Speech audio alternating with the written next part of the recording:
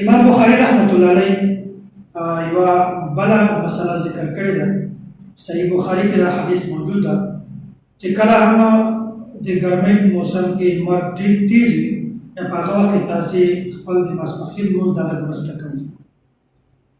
اذا اشتد الحر فابردوا بالصلاه فان شده الحر من فیح جهنم.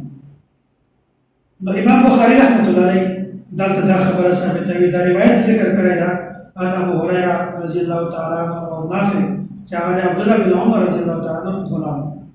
هذا النبي عليه الصلاه والسلام دا خبره ثابته نقل کوي انه قال اذا اشتد الحر فابردوا بالصلاه فان شده الحر من فیح جهنم. نو نبی عليه الصلاه والسلام چې ګرمۍ په موسم کې تاسو ماسپښین مونږ دا نه وخت کوي چې کله موسم سوړ شي، خو غیر مقلدین د امام بخاری او د نبی عليه الصلاه والسلام د خبرې منلو ته کله هم تیار دي.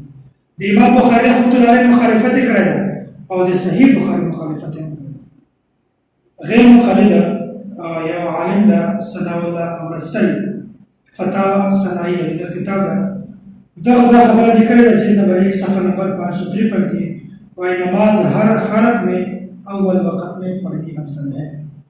وایي چې په هر حالت کې که ګرمي وي او که یخ وي، که یخني وي که ګرمي وي، په هر حالت کې د ماسپښین لمونځ بلکې هر لمونځ په خپل اول وخت کې کول دغه بهتر ده، افضل ده. نو امام بخاری رحمت الله علیه یوه خبره بیانوي او غیر مقلدین بله خبره بیانوي.